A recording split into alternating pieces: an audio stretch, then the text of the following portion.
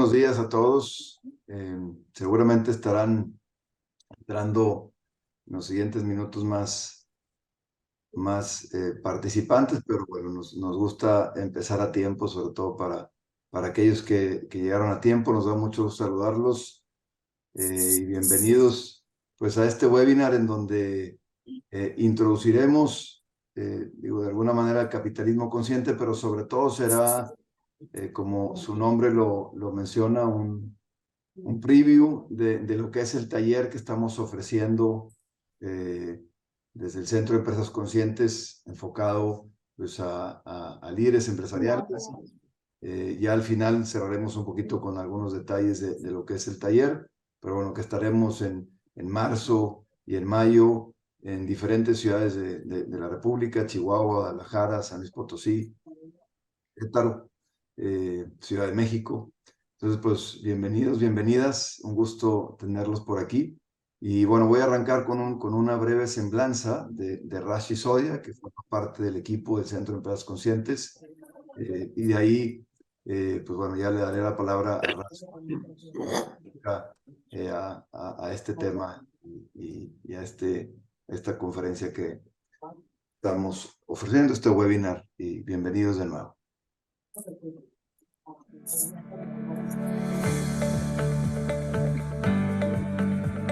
Raj Sisodia es miembro fundador del movimiento de Capitalismo Consciente, profesor distinguido FEMSA en Empresas Conscientes y presidente del Centro de Empresas Conscientes del Tecnológico de Monterrey.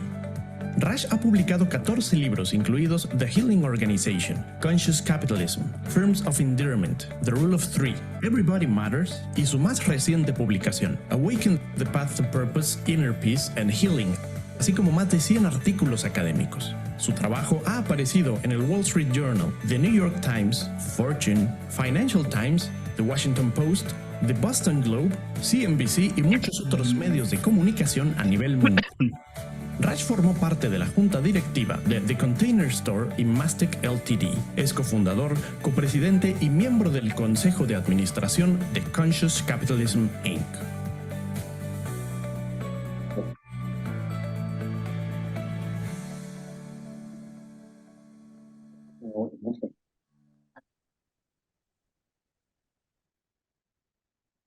Muy bien, bienvenidos de nuevo, bienvenidas. Y sin más, now I turn to English. Raj, I hope that maybe you could put the instant translator in your presentation so people can also have the translation in Spanish. Welcome, everybody. We have an open discussion. We'll have some minutes at the end for Q&A. So just be careful of your microphones. Everybody can open and close their microphones as they wish. So thank you, Raj, and welcome everybody again. Yes, welcome everybody. It's great to see all of you on my screen here. I'm in India currently at an Ayurvedic healing center. So paying some attention to my own health and well-being for the current couple of weeks here. But I'm really happy to be joining you and to talk about this program that we have developed here at Tech, and we've offered it a few times already, 3 or 4 times, and we are planning to offer it a few times in the new year to give you a glimpse of what is in that program and what you might expect if you decide to go on that journey. So let me share my slides here, and I'll speak for maybe about 30 minutes. Please feel free to ask me questions during that 30 minutes if you have any. Otherwise, we will leave plenty of time, of course, at the end for further questions. So this is a preview of the 2-day workshop, the journey to conscious capitalism, as we're calling it. So we'll talk about what is conscious capitalism, why do we need it, now, at this point in time, is it especially important? What are the benefits of companies that do embrace conscious capitalism? What can you expect to see over time as the consequences of operating in this way?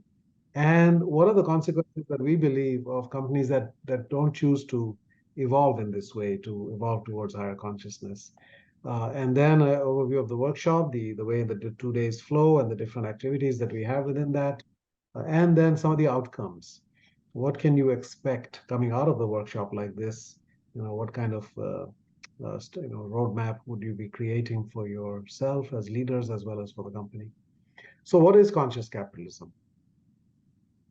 I would say that this is a business philosophy in a way, a different way to think about business than the one perhaps that we might have been taught in business school, that business is only about profit maximization, shareholder value. We believe that business is a much richer and deeper activity than that narrow way of thinking about it.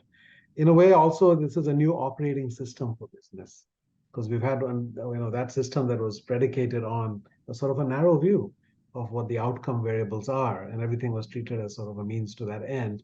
This is a much broader view, and therefore it requires a different way of operating the business. But it's also a different way of living and leading, I believe. This is an impact on our personal lives as leaders. It's a reflection of our own values and our own purpose that comes into the business. And when you start operating with consciousness, as we call it, in this arena, that impacts every aspect of our lives. When you become a more conscious human being, then you will lead in a different way. You will think about your business in a different way, and you'll also think about your own life probably in a different way.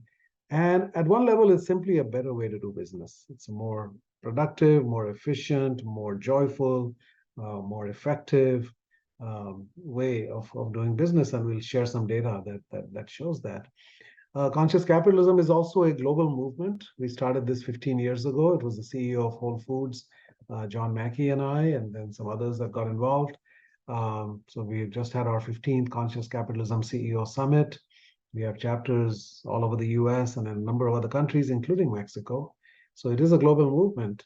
And therefore, it is also a community of people, people who go on this journey, who used to feel like they're, alone.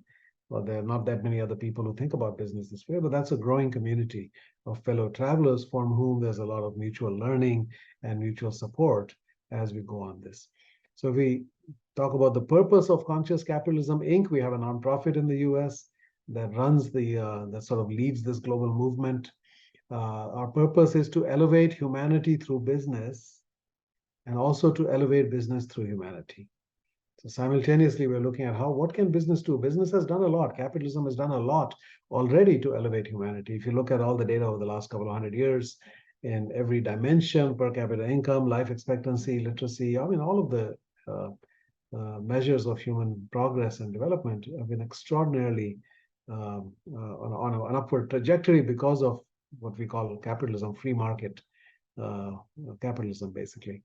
So we have been elevating, but we can go further. There are some things that are happening that I will talk about that actually we do not need to have those negative consequences as well. And we can do actually much more on the positive side for humanity as well as for the planet. So simultaneously elevating humanity through business and enriching and elevating business by bringing in more of our human capabilities, right? I talk about in my business education, it was all about the head and the wallet. Everything was about the numbers, the analytics, right? The formulas, and always about the bottom line. But I think we leave out the human being that's in between. We need to bring in the humanity of human beings into how we think about business. So at its core, conscious capitalism is simply about the four questions, the four basic questions about anything: the why, what, who, and how of business. And we have different answers that we believe are necessary in today's world compared to what they were in the past. So what is the why of a business? It used to be very obvious that it's only about profit, right? This business exists to make money. And now we're realizing more and more that, no, actually, that's a narrow way to think about it. Profits are essential and important, but that is not the reason for existence. The reason for a business to exist is to do something meaningful in the world, to find profitable solutions to the problems of people and the planet, right? So there's a higher purpose. We define what it is that we're trying to do with this company, right, with this business. Which is separate again from profit, beyond profit. Profit is essential, but not the purpose. The second is, what do we do? It was about create wealth for the owners, products and services for customers, jobs for employees. Now it's about saying we need to create multiple kinds of value for all of our stakeholders, right? So customers, employees, environment, society, partners, which including suppliers and investors. How do we create value for all of them at multiple levels, at a much deeper level than we have thought about before? And then who are we as leaders? It was about who can deliver the results, get the numbers, right? Deliver the outcome that we want. And now we say it's much more than that. It's about taking people to a better place. It's about elevating the quality of our lives, right? It's about creating a vision. It's about serving the purpose of the organization and serving the people of the organization. And so that's where we talk about this pillar of conscious leadership. And then how does it feel to work here? Many companies have a tremendous amount of stress involved in their cultures. There's a lot of burnout, engagement is low. In these conscious companies, you actually found very, very high levels of engagement, but high levels of trust, high levels of transparency, of authenticity, of caring. People genuinely care for each other. So there's a lot more love, I would say, in a conscious business than we traditionally associate with business, than we traditionally find. And for each of these, I have a shorthand acronym, which we won't get into right now, but these are kind of the structural elements of conscious capitalism, the why, what, who, and how, and we go in depth into each of those and translate that into what does it mean for your business, what needs to change if you start thinking in that way. As I said, conscious capitalism is also a movement. This is the homepage. You can go to consciouscapitalism.org, and you will find there our credo. And this is important to start with, that we believe in business. We believe that business is fundamentally good. That in society, there are many institutions. Business is one that fundamentally is good because it creates value. You cannot survive as a business if you don't create value for everybody that you trade with. It is ethical because it's based on voluntary exchange. You cannot force somebody to work for you. You cannot force somebody to buy from you, to invest in you, etc. Everybody does it because they feel they're better off. And it is noble because it can elevate our existence. People were living, most people on this planet, in extreme abject poverty. They really could not live a fully human life. They could not experience what it means to be a human being and all the incredible things we're capable of. And it is heroic because it lifts people out of poverty. But governments cannot really lift people out of poverty. They can help in the short term, but it really ultimately takes a business that creates that dynamic that enables people to live lives of meaning and dignity and respect. Free enterprise capitalism is the most powerful system for social cooperation and human progress ever conceived. It's one of the most compelling ideas we humans have ever had, and we can aspire to even more. And that's where this higher consciousness comes in. What more can business do, right? How can we elevate it even further? That's really the thrust of conscious capitalism. Of course, there's also a body of knowledge now that is building up. We have the Conscious Capitalism book, we have the Field Guide, we have these are just some of the books, there's many other resources as well. So that's what conscious capitalism is. Now, why do we need it? Isn't business doing just fine without it? Well, I would say that, it's basically, the starting point of a conscious business is purpose, and purpose really matters. More and more people are waking up to this fact in their own lives as well. Mark Twain asked, what is the most important day of your life? So the day you're born. What is the second most important day? The day you realize why you were born. Each of us is here to do something meaningful in this life. And business is a way we can do that at scale, right? So purpose really matters. And this was something we didn't realize 10, 15, 20 years ago. Nobody talked about purpose, but now everybody talks about it. Human beings need it. This is a fundamental human need, right? It's food and water and shelter and all those things, but human beings also need purpose. We are a unique species in that sense. Employees thrive on it, leaders are more effective, and they lead with purpose. Society expects it, and the results support it. Purposeful companies are more profitable and grow faster, right? And so fundamentally, this is essential today because of the way we are understanding what human beings are looking for in life. So business as usual, we don't believe is an option. It's just about making money. It's just a job, right? Customers have no real loyalty to most companies, etc. That way of operating isn't really working, and we can see it in some of the data. You can see that confidence in big business has declined in many countries, especially in the US. It's only 14%.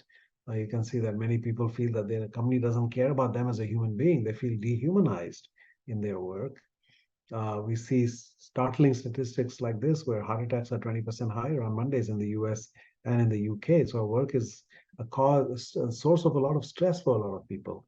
And it's also a place where people are not really that engaged, right? So if you look at the level of engagement in the US, it's the highest in the world at 32. Globally, it's only 21. Mexico is about 25. So what does that say? 75% of Mexicans are not engaged in their work. Right? They're just showing up. It's just a job. They're doing the bare minimum to keep that job. They're not really, giving what they are capable of. So there's a huge amount of lost potential there So there's a disengagement. The cost of that worldwide is estimated at almost $8 trillion in lost productivity, right? But it's also, that those people lack meaning and purpose in their life, because work can be a source of great meaning for people, but most jobs are not such that most people have that. And then if you look at the economic side of this, in recent years, you've seen some startling statistics about showing that ordinary people are actually struggling a lot in the world. So even in the US, a very rich country, as we all know, a big economy, before the pandemic, you found that 40% of Americans had less than $400 in the bank. Think about that. If there's a minor emergency, they would not be able to survive that. And this is in the biggest economy and one of the richest countries in the world at a time of economic boom. You look at income inequality across the Latin American region, it's much higher than the global average of 38, which is the Gini coefficient. Here you can see that all the Latin countries are significantly higher than that, including Mexico. So there is a challenge in our societies of some people doing well, but a lot of people really, really struggling for just the basics, right? And you've seen in the last decade, which includes the pandemic time, that there's actually been an increase in poverty in actually every single Latin American country that I can see here, except for one, right? It's actually gone up. So there is a troubling trend out there. And of course, we know all the environmental issues that are out there that we all need to collectively address. Governments and nonprofits and universities and businesses, we all have a role to play here, because we've all been part of creating these problems, and we all have to be part of finding the solutions, right? So again, there's a sense of urgency. We just had the COP28 meetings in Dubai. These targets are now becoming very, very urgent and very immediate, right? We have to do something in a very short period of time to avert significant irreversible damage that we could do. So we would conclude that this American-style capitalism, which we've all been operating under, when I did my MBA in India in 1979, we had all American textbooks, right? So that American-style capitalism, which was really kind of rooted in this idea of short-term profit, maximization, right? Very short-term and very financially focused. It's not working well as it needs to for ordinary people. It's working quite well for some of us, but it's not working well for ordinary people and for the planet. We see all of the damage that has been caused.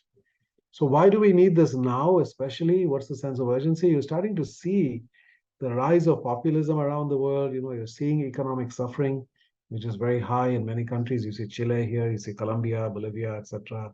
Even Mexico certainly has that dynamic in place. You've seen the election of populist leaders in so many countries, and that is a reflection of the pain that is very real, right? That this system is capable of delivering widespread prosperity, but it actually is not happening in the way that it needs to. Even in the US, startling statistic that more than 50% of young people think that socialism would be better. Now, of course, they don't know what socialism is. They've never experienced it, but just reflects the level of frustration that's out there with what they are seeing as the consequences of traditional capitalism. So I believe that we need to celebrate capitalism. This is a great institution, a great mechanism that we have developed to coalesce human energies to do extraordinary things that we could never do otherwise. But we also need to elevate it with higher consciousness. Because if you don't do that, then we will decimate it, right? All the things that happen, there's no guarantee that once you have capitalism, you'll always have it, right? You've seen Venezuela, you've seen Cuba, you've seen many other countries 35 times. We have actually reversed and gone back to some other form which doesn't work. We know that, right? So the answer is not replacing capitalism, but elevating capitalism. And that's really what this is about. So we need to rethink all the questions, right? Why do we exist? What do we do? How do we do it? Who are we as leaders? Our time horizon and our definition of success. And that's where those 4 pillars that I described come in. Now, what happens to companies that do practice conscious capitalism?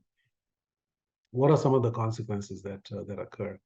What we find is that, first of all, there's multiple cases to be made for this. There's a societal case, right? We're talking about income inequality. We're talking about political upheaval. We're talking about social unrest. We're talking about almost revolutionary type of energies that are existing in many cases. We have to address those, right? And conscious capitalism actually has a strong societal case because it operates under the philosophy of everybody matters and everybody needs to win in our company, right? So we can operate in that way so that we create much more of a life that is of meaning and respect and dignity for everybody. So there's a societal case, there's a planetary case, right? That this is a way of doing business that treats the planet, treats the environment as explicitly as a stakeholder and seeks to create a positive impact, not just do less harm, but actually start to heal what has already been hurt. There's a human case for people, so not only reducing income inequality at a societal level, but also giving people meaning and purpose and respect and dignity and flourishing, at work and through their work, right? So there's a strong element of that also that exists in here, that people are just much happier and much more passionate and much more creative and much more committed to their work.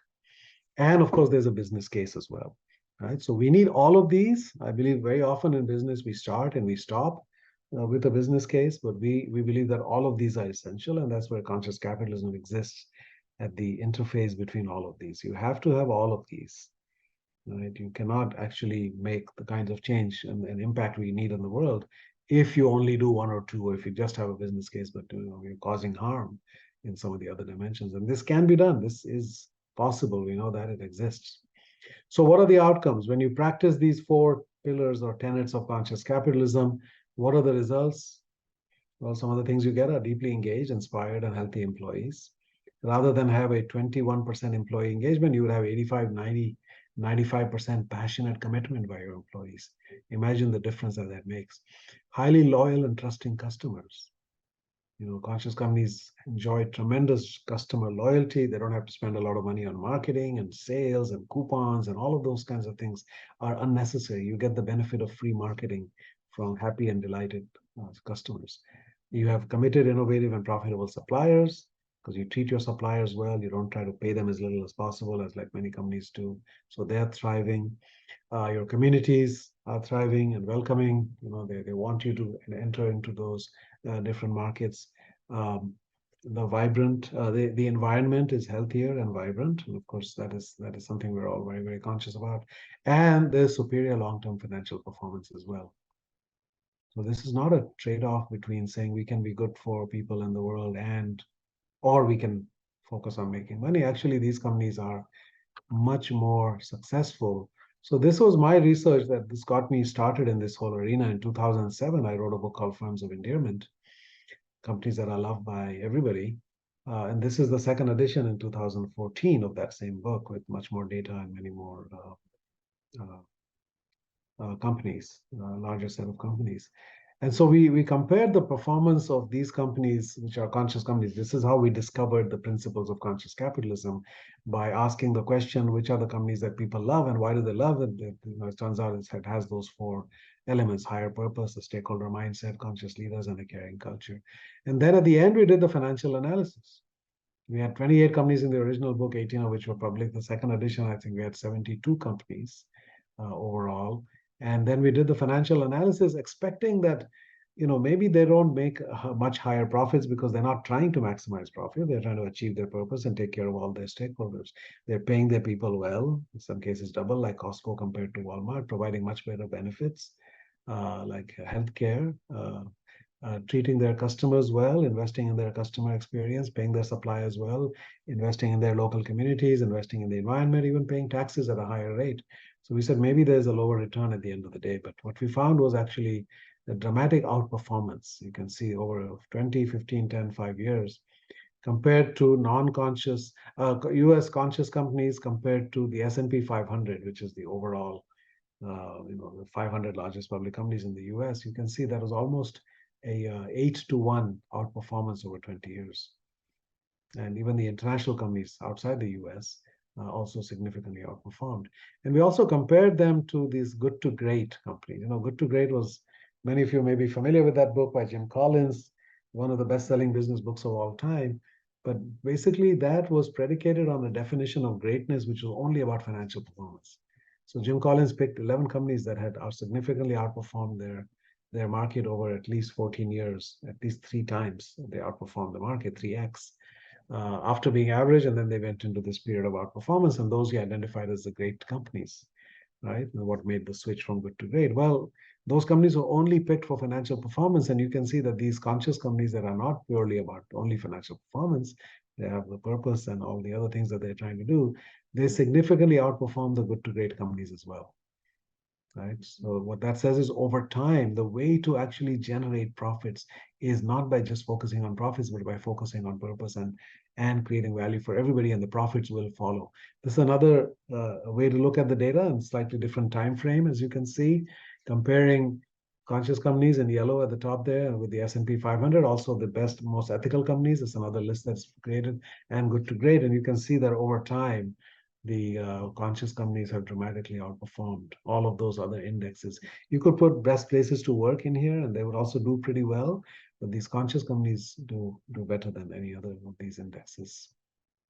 Now, what happens if you don't do this? You know, in the past, there are many companies that succeeded without being conscious in the way that we're defining it, but we believe that the world is changing. That what was acceptable in the past is no longer acceptable. That the level of consciousness out there is much higher. That young people especially are aware of what is needed in society, what's happening with climate change, what's happening with species extinction, what's happening in a variety of different dimensions, right? People are much more aware and they care about those things. So they don't want to work for a company that doesn't align with those values, which is not part of the solution of these problems, which is in fact part of the problem, right? So if we don't practice conscious capitalism, I believe that we will have difficulty attracting and retaining the talent. You know, the most enterprising and most innovative young people will not join companies. And it's already in the data is 85-90% of young people are looking to work for a purposeful company that aligns with their own purpose. And therefore, you'll have much lower employee engagement, as we already see on average, and a much higher employee turnover. You know, Costco's employee turnover was 7%, Walmart was 70%. Walmart had to hire 2 million people just to replace those who left voluntarily when we did the research, right? It's a huge cost.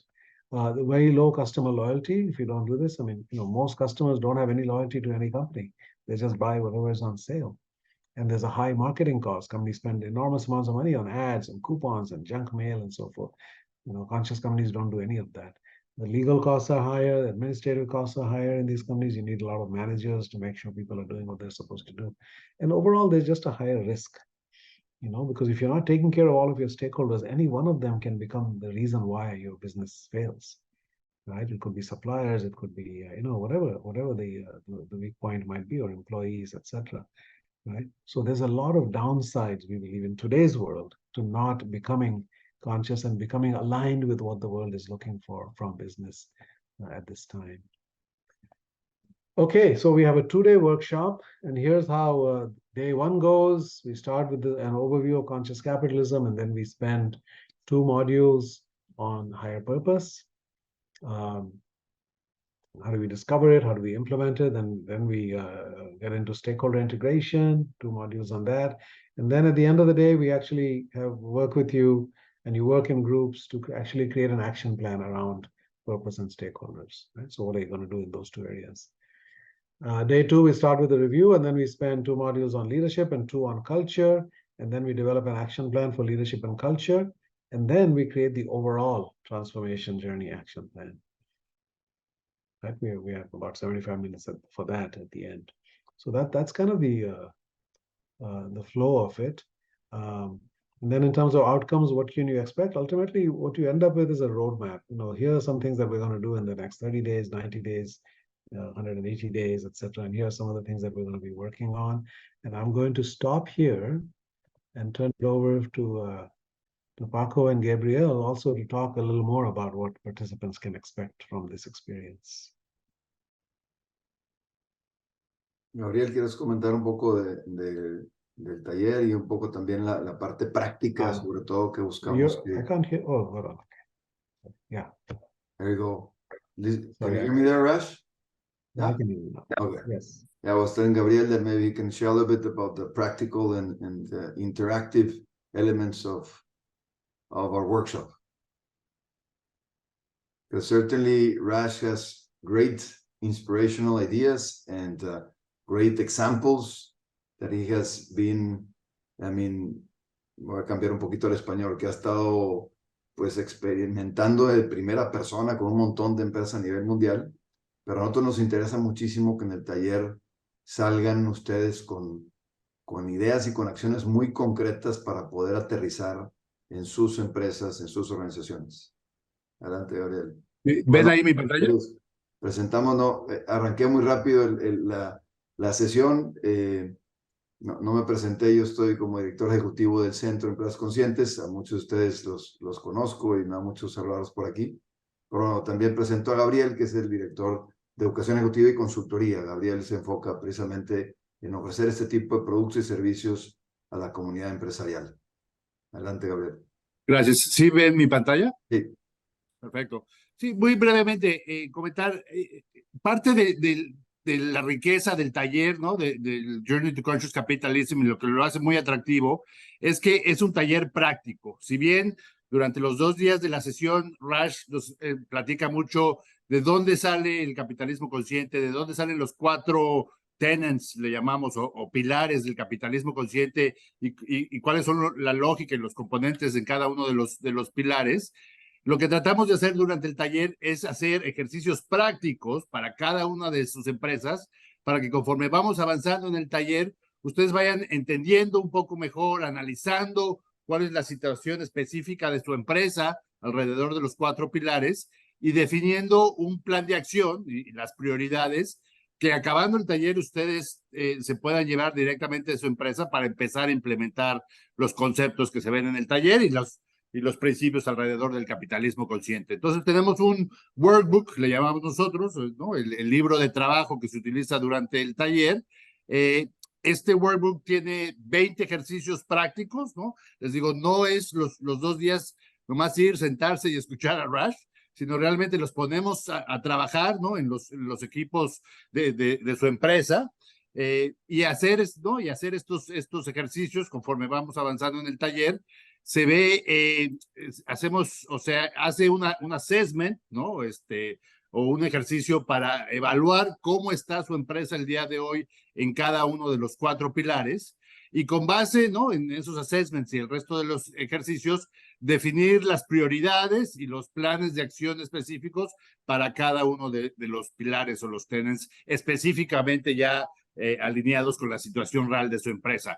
Y otra cosa que es muy rica durante el taller es que se da un montón de discusión entre las distintas empresas que participan, ¿no? E intercambio de ideas en donde una dice, oye, pues a ver, yo estoy pensando que esta es mi situación, estas son mis prioridades, estas son las cosas que me gustaría empezar a hacer, y se intercambian esos puntos de vista con las otras empresas, de lo cual pues es una experiencia pues muy enriquecedora, ¿no? Ves otros puntos de vista de la situación, de dónde están paradas otras empresas y qué es lo que piensan hacer, y eso ayuda a complementar los planes que uno mismo hace para su empresa.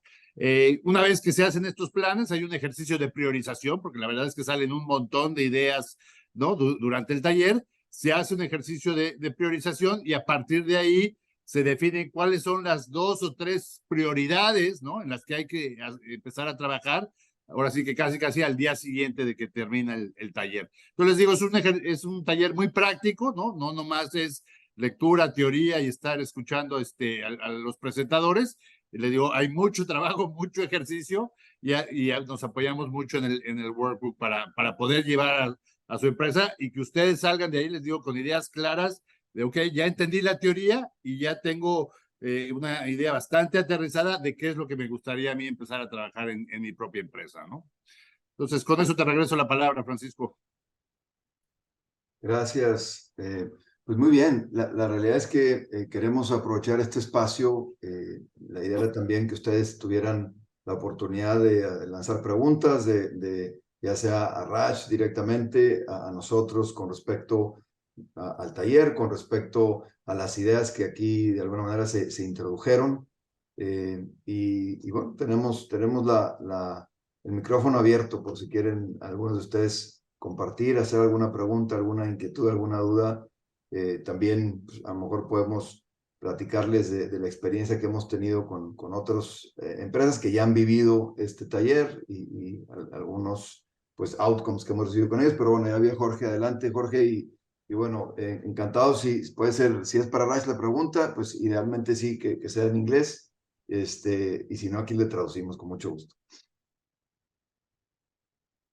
Estás mute, Jorge. Pueden ir levantando también, perdón, pueden ir levantando su mano, ¿verdad? Ahí en reacciones abajo en el menú de Zoom y ahí les vamos dando la palabra con mucho gusto. Thank you, Francisco, and thank you to the Monterrey Tech team for this great opportunity to hear directly from Raj about this so relevant initiative.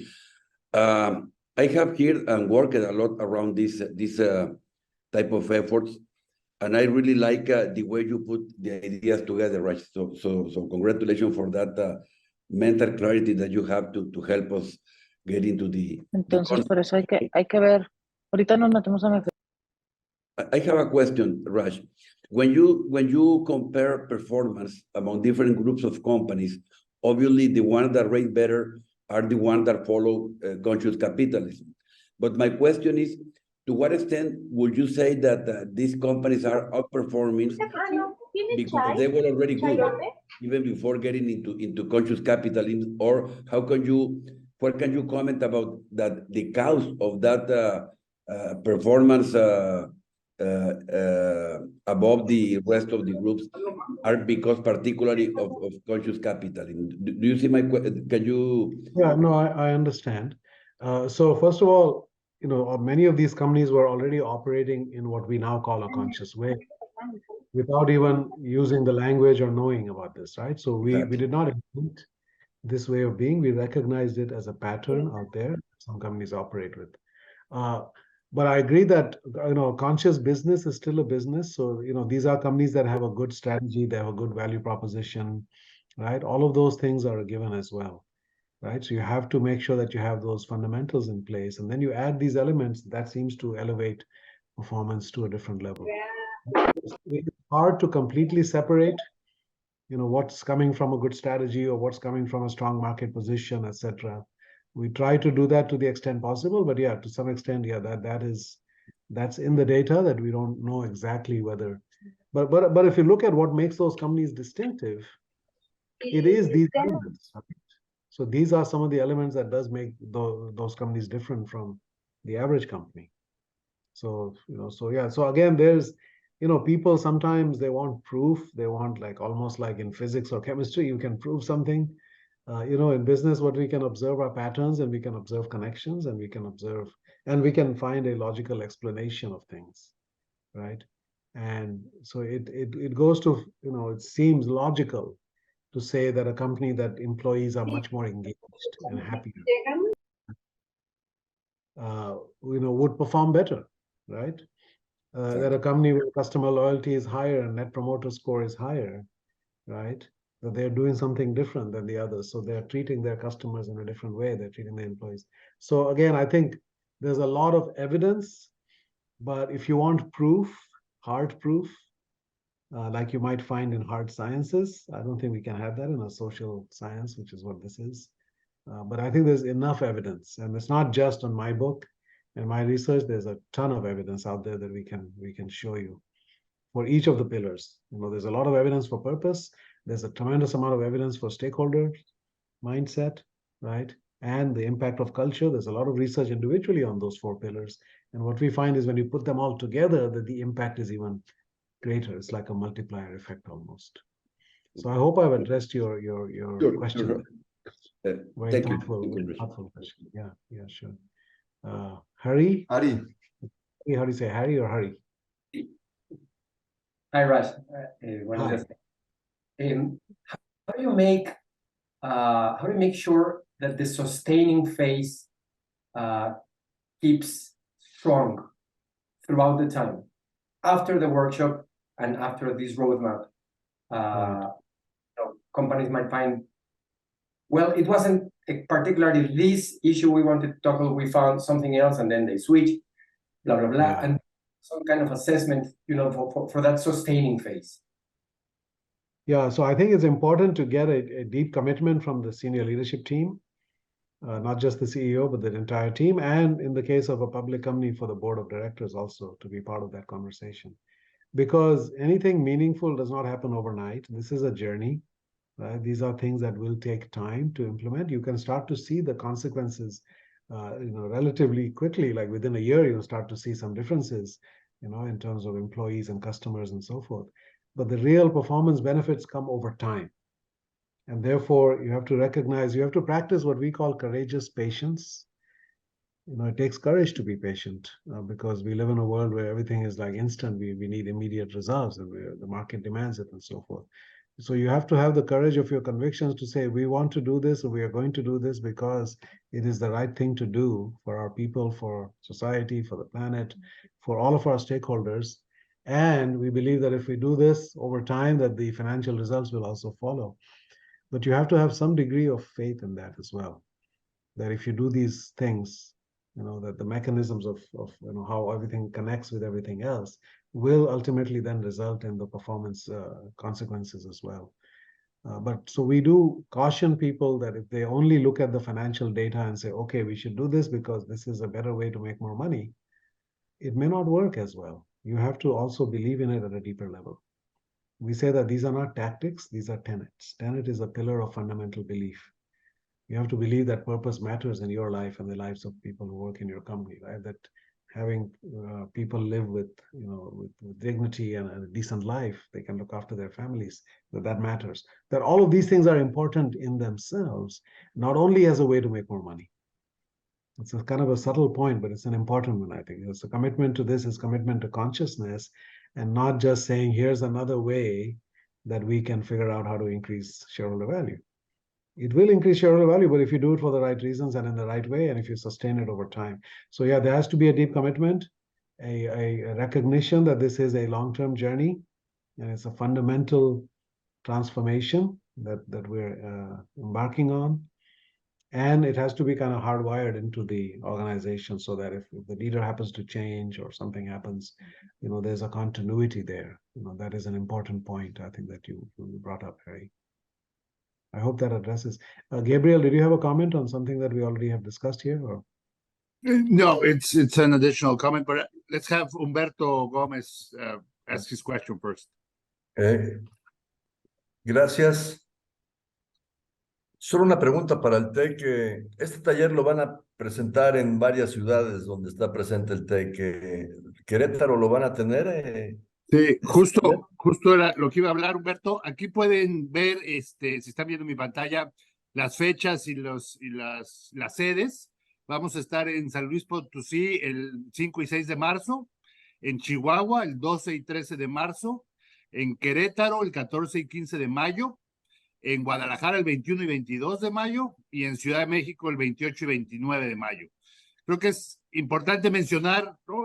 Viendo algunas de las preguntas en el chat, esto aplica básicamente para cualquier empresa en cualquier industria, ¿no? No es una filosofía o un movimiento que sea específico de alguna industria en particular, aplica para cualquier empresa y básicamente de cualquier tamaño. Entonces, aquellos que digan, oigan, es que yo no soy empresa grande o mi empresa no tiene la capacidad, la infraestructura, ese no es uno de los factores para realmente operar como una empresa consciente. Entonces, aplica para básicamente cualquier empresa. Es importante mencionar, el costo del taller son 90,000 pesos y eso incluye la participación de 3 personas por empresa. Y es importante el tema de las 3 personas porque, como les decía hace rato, el taller pues es un taller práctico con ejercicios, con discusión, y entre más personas de una empresa puedan asistir, pues esa discusión es más rica y ese análisis interno que se hace de cuál es la situación actual de cada empresa, pues es mucho más rica y llena y con mucho mayor contenido. Generalmente lo que invitamos a las empresas es que venga el director general, algún miembro del consejo y algún miembro del equipo directivo. A veces no se da exactamente esa combinación y vienen el director general y 2 miembros del equipo ejecutivo o el director general y 2 consejeros. En fin, ahí se pueden hacer distintas combinaciones. Pueden ser más de 3 personas, déjenme también mencionar eso. El costo de los 90,000 incluye 3, pero si ustedes me dicen, oye, queremos mandar a 6 personas de nuestra empresa, eso claro que se puede, o a 4, a 5, todo eso se puede. En el chat de aquí del Zoom está la liga para inscribirse y de cualquier forma, terminando esta sesión y en el transcurso de los próximos días, les estaremos haciendo llegar la invitación para poder registrarse, ¿no? Pero sí, para que tengan ahí claro las fechas, el costo y qué se espera en cuanto a la participación. En realidad no se recomienda que vayan personas solas, ¿no? Representando una empresa, solo una persona, porque se pierde un poco este tema de analizar, de discutir, ¿no? De definir prioridades. si no hay un equipo con quien trabajar de la propia empresa, ¿no? ¿Alguna pregunta sobre esto que acabo de comentar? Voy a presentar rápidamente, si les parece, un video de 2 minutitos sobre personas que han asistido a este taller. Ya lo hemos tenido en tres ediciones.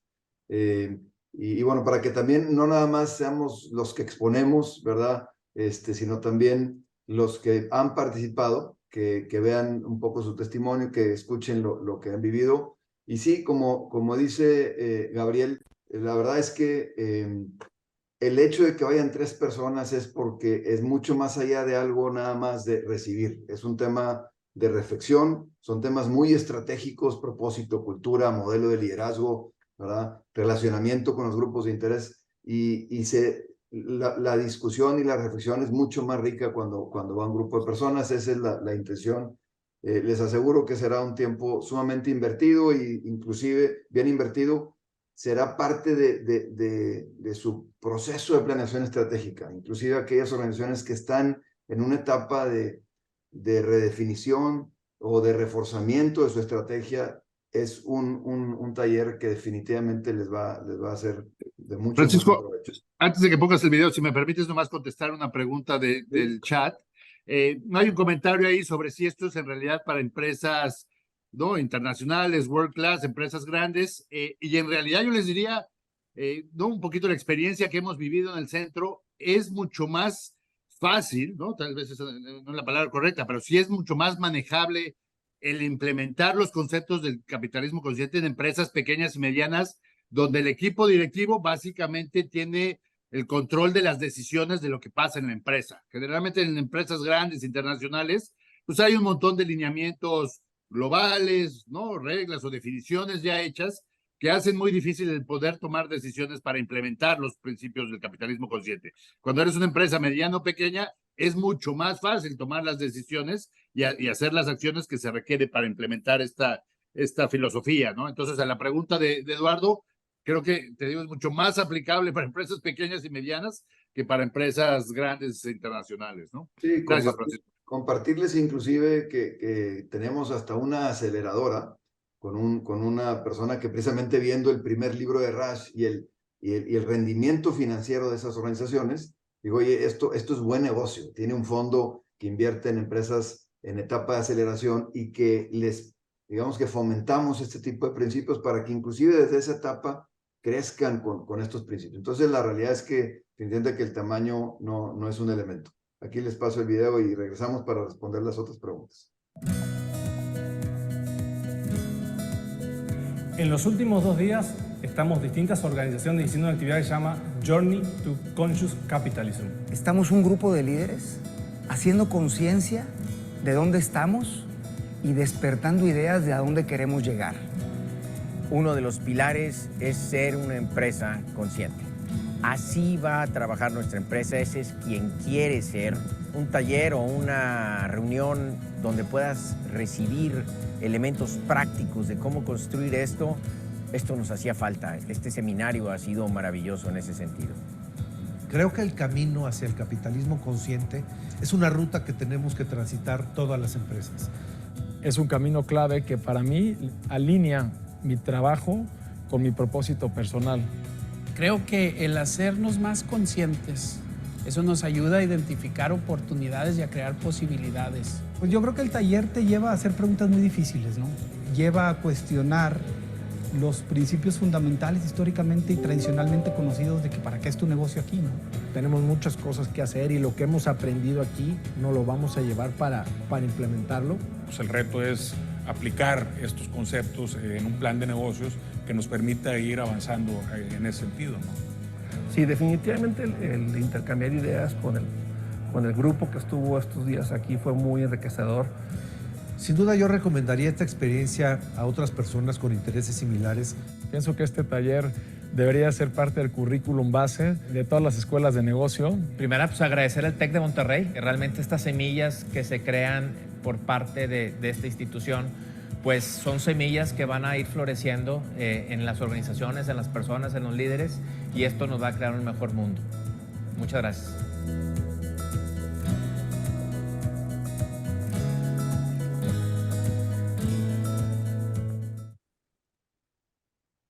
Muy bien. Pues no sé si hay alguna otra pregunta, comentario. Entonces, muy bien. Interesante. Muy bien, Pues gracias, gracias. No, gracias por su participación, por su interés y por favor, pues sean mensajeros de esto, compártenlo. La realidad es que pues quisiéramos y por ahí ya les mandamos la liga de inscripción, inclusive pues pueden ir aportando a lo mejor algún porcentaje de la inscripción para ir también avanzando en ese tema, sobre todo San Luis Potosí, Chihuahua, marzo se llega muy rápido, regresando de enero, ¿verdad? Entonces, pues ojalá y puedan compartirlo en estas semanas donde tenemos conversaciones probablemente más reflexivas que en otros momentos del año con nuestras familias, nuestros socios de empresa, etcétera, nuestros colaboradores. Pues ojalá y integren este tema de capitalismo consciente en esas conversaciones y surjan interesados a participar. Sí, vemos una diferencia muy importante el haber vivido esos dos días, el haber tenido esas reflexiones, a nada más estar pues escuchando una conferencia, ver un TED Talk, es darse el espacio. Entonces, pues muchas gracias de nuevo. Por ahí les pasamos el link otra vez. Si me permites, Perla, si quieres enviarlo otra vez la liga. Es la única liga que le hemos enviado, empieza con egade.tech, ¿verdad? Solicitud de admisión. Y bueno, para la pregunta de Monterrey, acabamos de tener uno en noviembre. La verdad es que sí tendríamos disponibilidad probablemente en la primera semana de mayo. Entonces, si armamos un buen grupo, la verdad es que tampoco no son muchas empresas porque queremos que la conversación sea muy rica. Son 10 empresas como mínimo, 15 a lo mejor como máximo, para tener entre 30 y 45 personas por grupo. Entonces, todavía tendríamos una posibilidad de hacer algo en la primera semana de mayo para Monterrey, ¿no? Gracias. Muy bien, pues sin más, ya. Raj, There's a question from Eduardo that I'd like to respond. So, yeah. In some way, also, Gabriel answered it, but yes, please go ahead and. We answered already. Okay, I didn't realize. Okay. Yeah, so we have plenty of small and mid-sized companies. If you go to our CEO summit, and most of them are mid-sized. So yeah, I don't think there's any real range where this doesn't apply. It can be small company. We have a lot of startups, of course, that are starting conscious from day one. A lot of mid-sized companies. In fact, that might be a sweet spot. Most of the companies at our CEO summit are in that mid range. So it definitely applies to everybody. Yes. Thank you, Raj. Well, once again, thank you very much. Have a great day. We'll be sending you the recording of this session to your emails, and hope we see you all soon. Have a great day. Would you like me to share the European conference highlights as they get a feel for the community? Maybe we're a bit on time, Raj. I think we're on time. Okay. But thank you. Anyways, yes. Thank you. Bye-bye. Thank you.